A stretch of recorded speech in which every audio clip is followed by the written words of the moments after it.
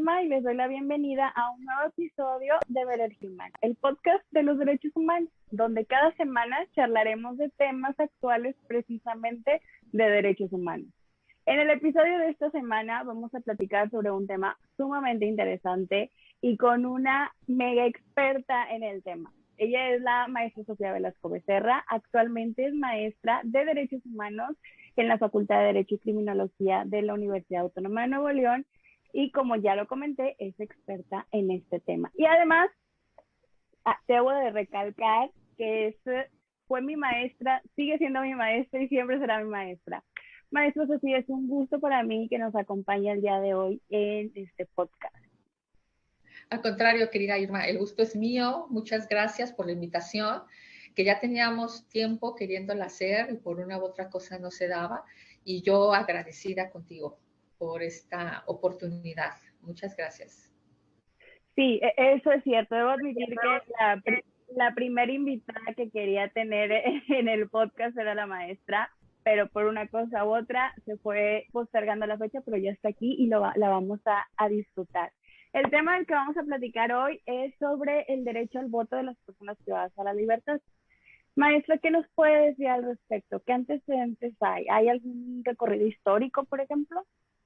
Sí, es un tema que a mí me encanta, que, bueno, todo lo que tiene que ver con los derechos de las personas privadas de la libertad, siempre en mi vida laboral, profesional, he tenido oportunidad de desarrollarlo desde diferentes enfoques, tanto en la parte teórica, digamos, como en la parte práctica, ¿sí? He podido combinar este tema, esta experiencia. Entonces, bueno, ahora desde siempre tenía la inquietud de poder investigar un poco más sobre el derecho al voto de las personas que están privadas de la libertad, tanto en nuestro país y ver qué pasa en el mundo sobre este tema, cómo lo abordan, cómo lo han abordado. Entonces, bueno, yo lo empecé pues a estudiar hace ya algún tiempo, a irlo documentando. Y había siempre estas ideas de algunas personas que me decían, es que no es posible que alguien que ha delinquido pretenda votar, pretenda ser parte de la vida pública cuando no ha respetado las reglas de la sociedad, ¿no? Entonces, bueno, dije, bueno, siempre la historia nos da como estos elementos de saber dónde estamos ahora, por qué estamos en el lugar que estamos en ese tema en particular. Y haciendo un análisis, haciendo una investigación hacia atrás, pues vi que históricamente esta prohibición del derecho al voto de las personas que están sometidas a un proceso penal, a un juicio criminal, es desde siempre, desde toda la historia de nuestro país. Lo podemos ver desde la época de los españoles, ¿no? La Constitución de Cádiz, la Constitución del 57 y bueno, hasta nuestra Constitución actual del 17. En todas está que la persona que haya sido o que esté sometida a un proceso criminal no puede votar, ¿sí? Entonces, mi análisis parte de por qué no se les permite votar, por qué tenemos que hacer esta interrelación del derecho penal y el derecho electoral. El derecho penal se crea para que se sancione a una persona por una conducta antijurídica, culpable, que cometió por un delito. El derecho electoral, no, el derecho electoral es de otro ámbito. ¿Por qué entonces invadir, por qué el derecho penal tiene que invadir la esfera del derecho electoral? ¿No? Yo sé que este tema puede causar mucha controversia, ¿sí? Que este tema, por las razones que te dije hace un momento, puede resultar incómodo también para muchas otras personas, ¿no? Porque en este país donde tenemos una socialización, hay un punitivismo muy fuerte, ¿sí? Entre la sociedad y queremos siempre todo resolver con el derecho penal, pues no es posible, no nos cabe todavía en la cabeza que queramos meter a opinar en la vida pública a las personas privadas de la libertad, ¿no? Para mí es un tema de la mayor trascendencia porque las personas que están presas, es verdad, pierden este derecho a votar o lo perdían al menos hasta hace poco y ahorita vamos a comentar una sentencia muy importante. pero tienen todos los demás derechos, ¿sí? A la salud, a la alimentación, a una vida digna, a la educación, al trabajo. ¿Por qué entonces excluirlos del ámbito público? ¿Sí? Si hacemos un recorrido en la historia también podemos ver que el avance de los derechos humanos ha estado siempre con una cargado de luchas, ¿sí? Ha sido de luchas de las personas que son afectadas. Pero en este caso se ve muy difícil que las personas presas se puedan organizar para demandar incluso derechos básicos, ¿no? Entonces, me parece que debe ser desde la academia, desde los trabajos periodísticos, desde las mismas sentencias, el avance que se dé en este tema de estas personas, ¿sí? Que puedan votar. Vemos también, por ejemplo, que hay unas sentencias muy relevantes, ¿no? Que sacó primero la Corte de nuestro país relacionado con este asunto. La Suprema Corte de Justicia ha hecho algunas interpretaciones del artículo 38 de la Constitución, donde se señala esta prohibición de las personas presas a votar, y poco a poco ha ido cambiando su visión. Del 2007 al 2010 emitió una serie de sentencias donde la Corte fija como criterio de que se permite que una persona pueda emitir su voto, ¿sí? Que siempre y cuando, bueno, esté siendo procesada criminalmente, pero no esté privada de la libertad. Es decir, que tenga posibilidad de ir a votar, dice la Corte. La Corte señaló en ese entonces, 2007, estoy hablando, entre 2007 y 2010, sus sentencias donde decía que había un impedimento, ¿sí? Material para que se pudieran instalar casillas dentro de la prisión y los presos pudieran votar. Este criterio, por supuesto que no lo comparto porque estaremos castigando a la persona por una atribución que le corresponde al Estado o a las autoridades electorales, ¿no? El poder establecer estos mecanismos para que puedan emitir su voto.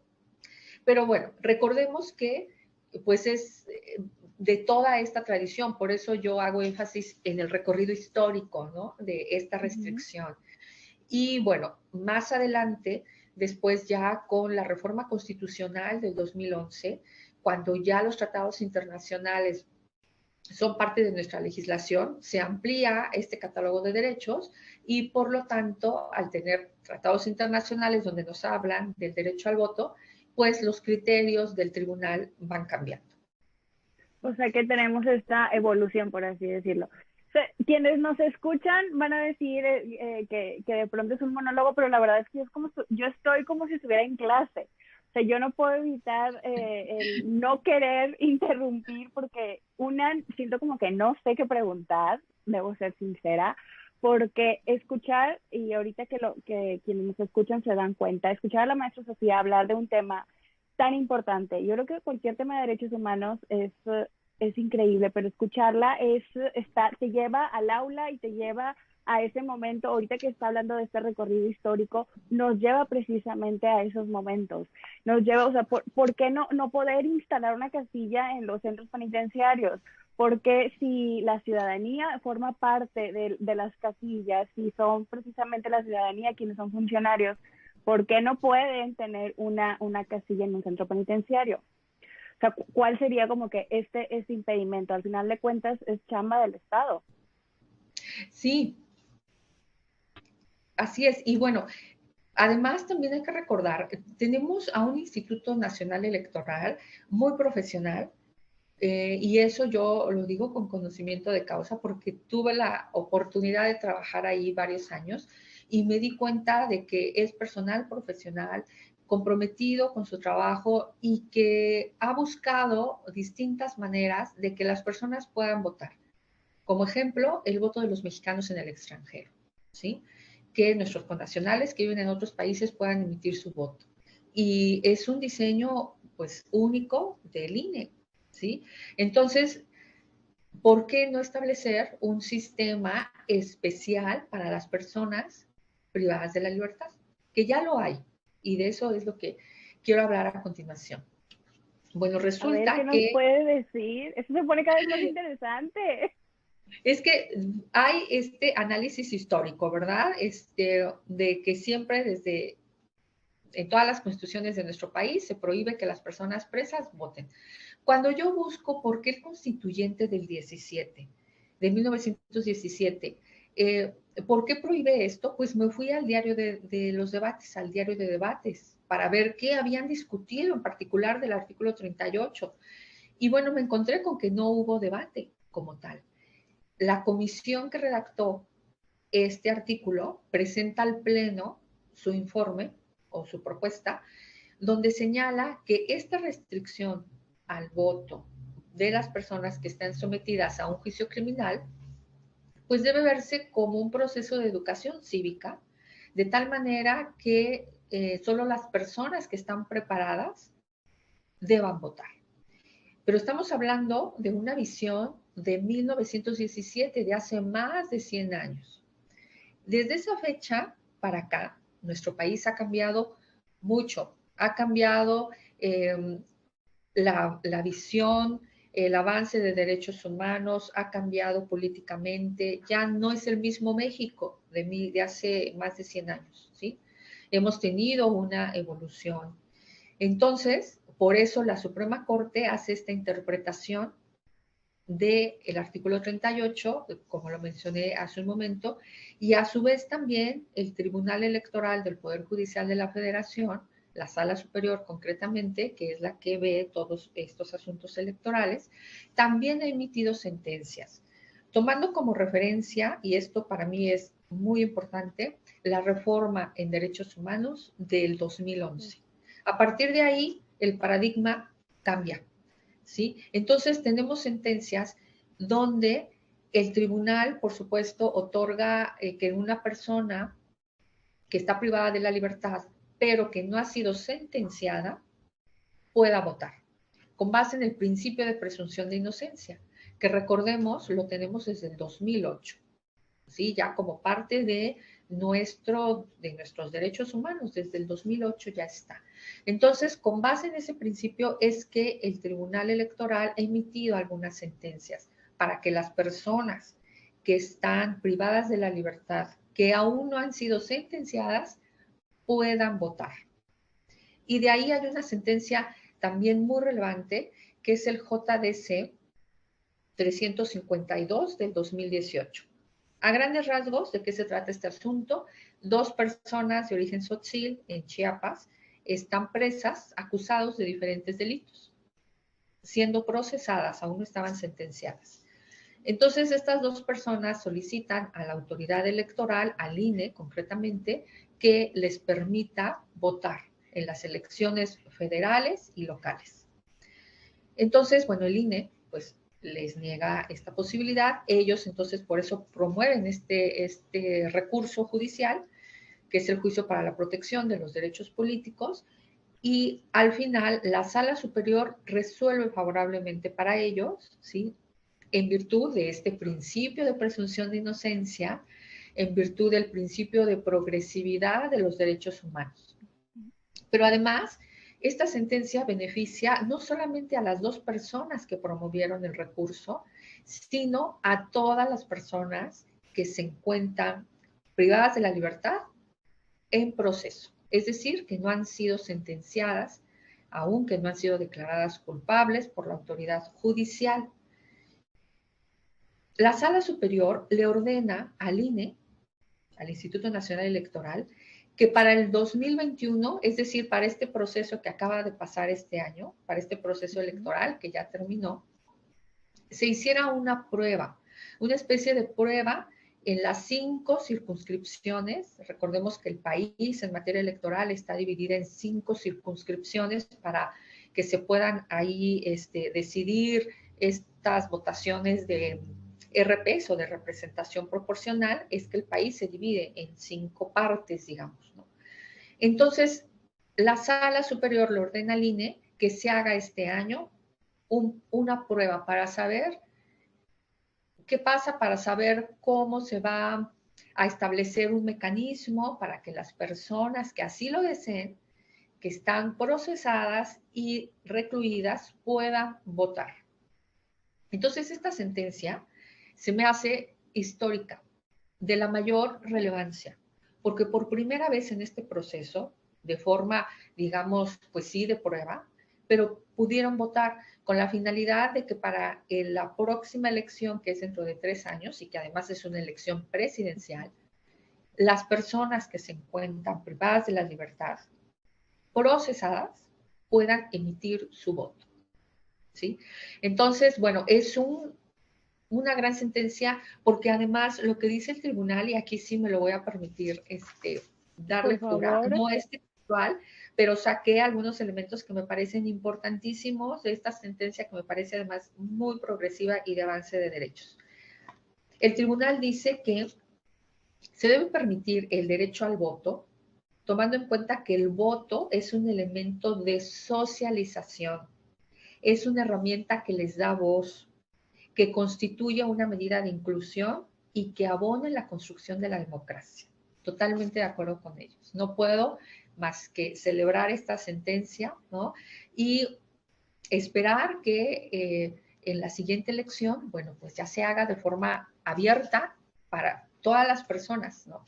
Que están siendo, que tengan esta categoría para ese entonces, ¿no? Ahorita que la estaba escuchando y ya después con lo que dio lectura de este apartado, me contestó hasta cierto punto.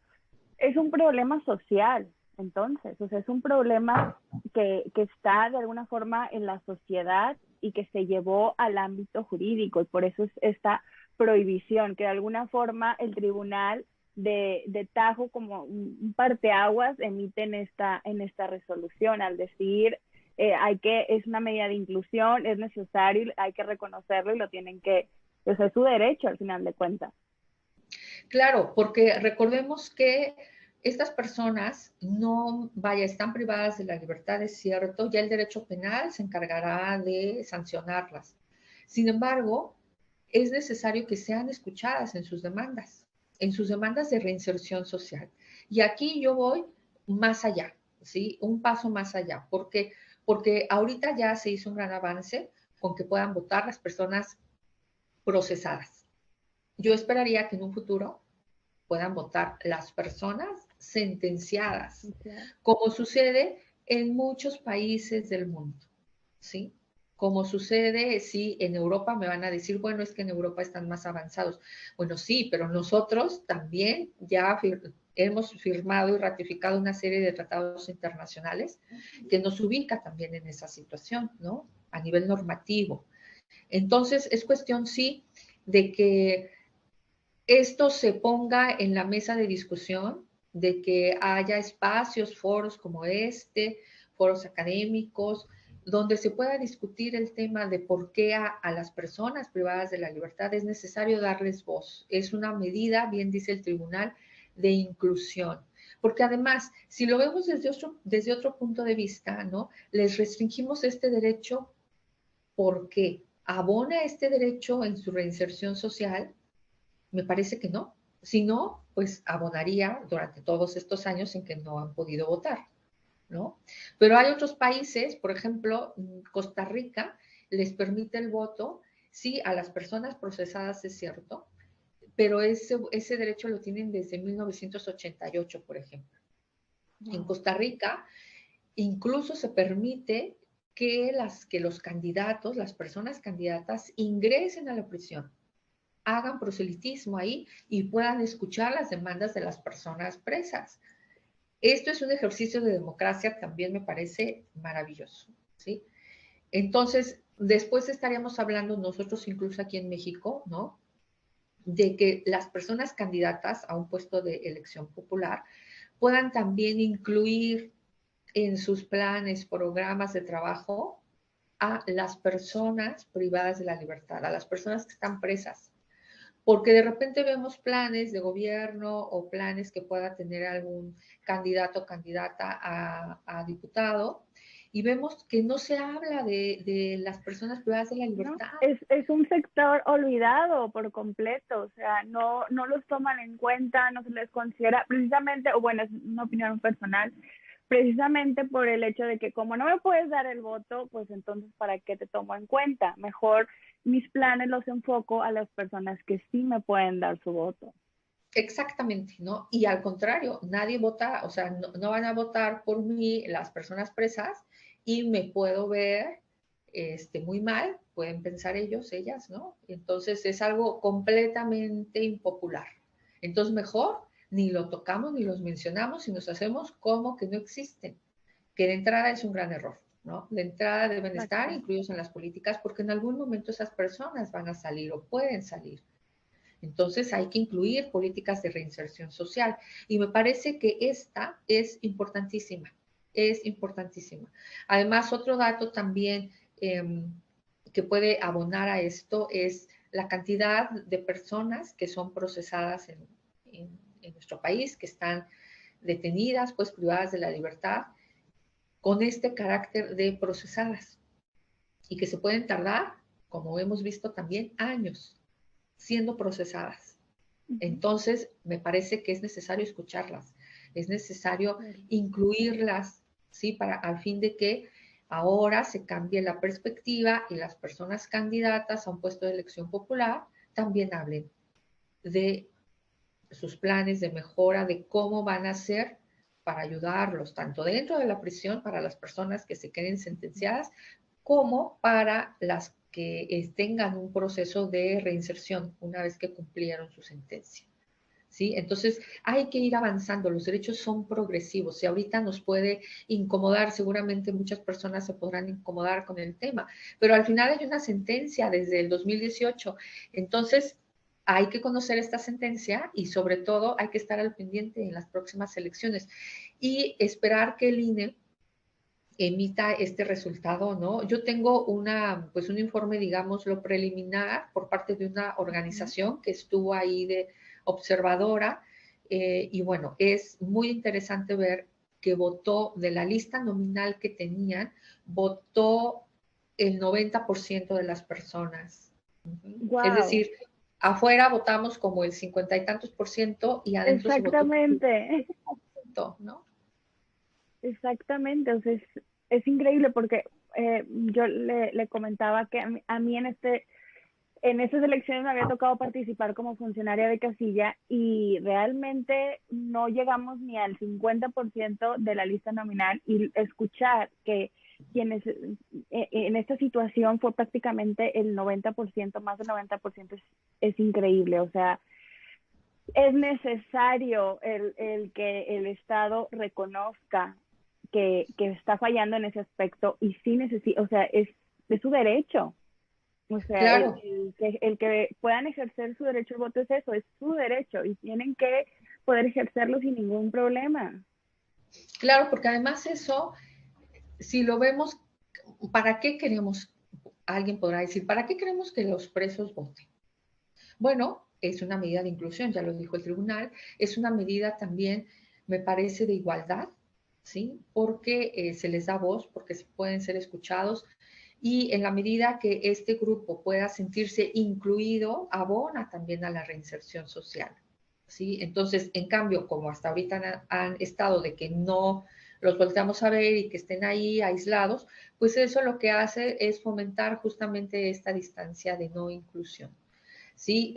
Hay algunos países, por ejemplo, donde incluso han señalado que es necesario que las personas sentenciadas tengan este derecho como una manera de inclusión. Efectivamente, lo ha dicho Canadá, lo ha dicho el Reino Unido también, ¿sí? Que ellos no ven ninguna medida del por qué los condenados no puedan emitir su opinión mediante el voto. Entonces, hemos avanzado, digo, desde 1917 con esta restricción total y poco a poco las sentencias hasta esta sentencia del 2018, fíjate, más de 100 años, ¿no? Después de que se da una interpretación progresista, mucho más amplia de este derecho, de incluirlos, ¿no? Y bueno, porque al final también alguien se podrá decir, y yo incluso también me hice esta pregunta, ¿por qué se les restringe esto? Más allá de esta visión de educación cívica, es qué implica el que seamos ciudadanos, ¿sí? Implica Ser ciudadano no es solamente ir a votar el día que nos toque ir a votar, ¿no? Me parece que es un concepto muchísimo más amplio. Y sí es cierto, alguien podrá decir, bueno, sí, pero un ciudadano tampoco, si es un buen ciudadano, tampoco debe infringir las leyes, tampoco debe causar daño a otras personas. Y les contesto, como ya lo dije al inicio, efectivamente, pero para eso está siendo sancionado con la privación de la libertad y para eso está el derecho penal, no el derecho electoral. Entonces hay que separar. Y me parece que esta sentencia del tribunal es maravillosa porque justo hace este énfasis. Si bien se refiere solamente a las personas procesadas, yo espero que en algún momento hay que esperar que esto avance. Los avances también son a veces paulatinos, ¿no? Pero ya se dio después de 101 años. Entonces hay que ver, ¿no? Que poco a poco avance este derecho, que poco a poco la sociedad también lo acepte, porque muchas veces los legisladores no se animan a querer legislar o a querer modificar una ley si van a tener un fuerte rechazo social. Para eso están estas sentencias que me parece que también juegan un papel importante en el avance de los derechos humanos. Claro, y eso es ahorita que nos comentaba todo eso, lo que nos lleva es a la siguiente pregunta, que es, ¿qué es lo que viene? O sea, es un hecho que lo que viene es que esta sentencia no únicamente sea, o este tema no únicamente sea para las personas que están en un proceso, sino también a las personas ya que tienen una sentencia, pero ¿qué más?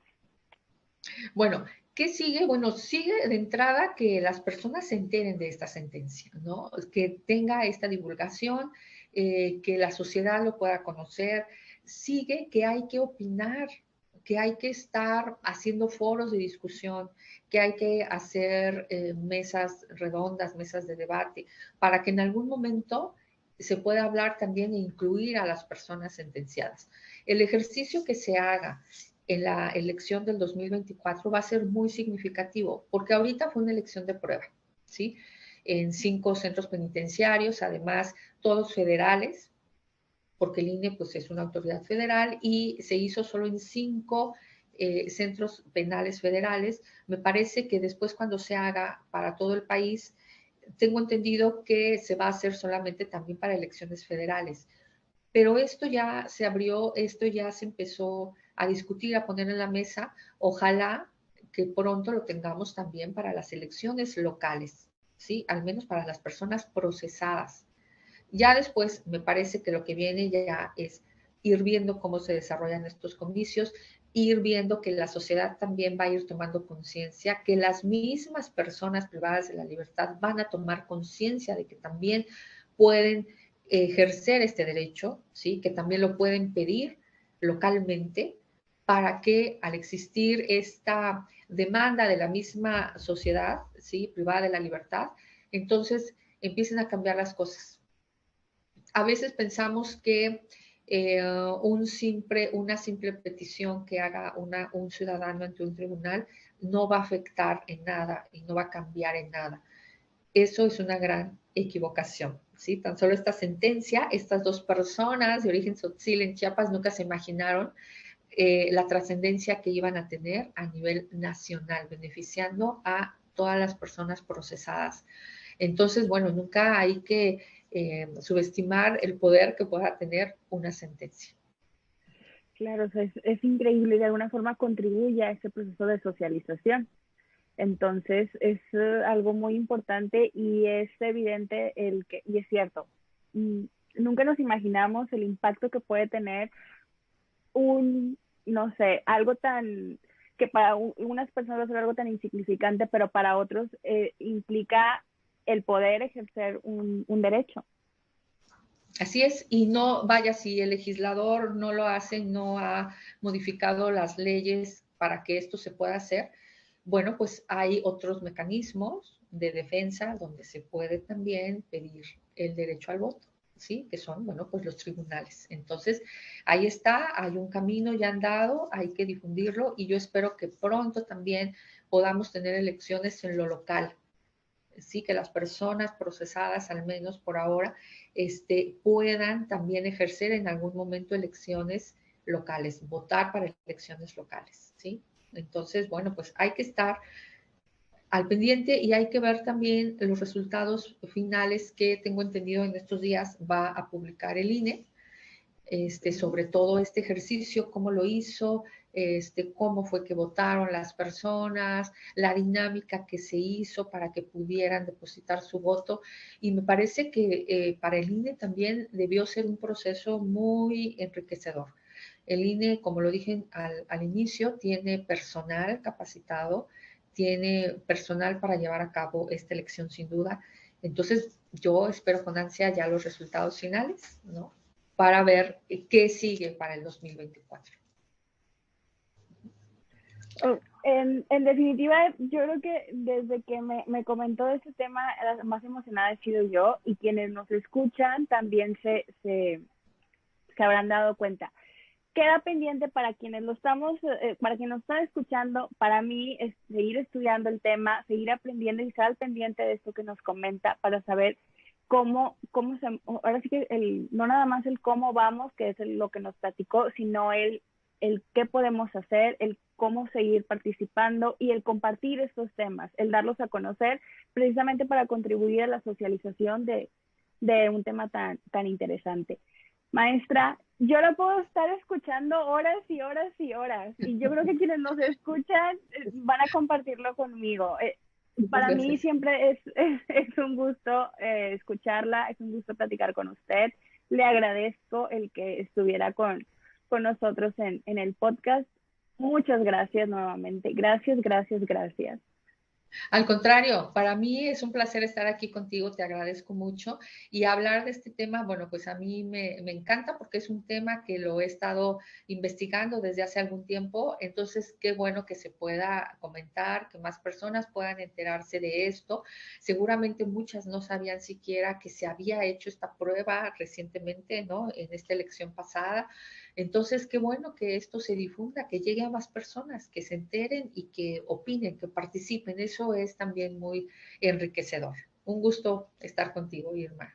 Te mando un Y abrazo. bueno, gracias, maestra, igualmente. Y bueno, así llegamos al final de un nuevo episodio de Better Human y les invitamos a que nos escuchen, que le den like a la página y que nos sigan en nuestras redes sociales como @BetterHuman01 y escucharnos en sus plataformas favoritas. Les esperamos en nuestro próximo episodio y recuerden, be always a better human. Bye. Bye.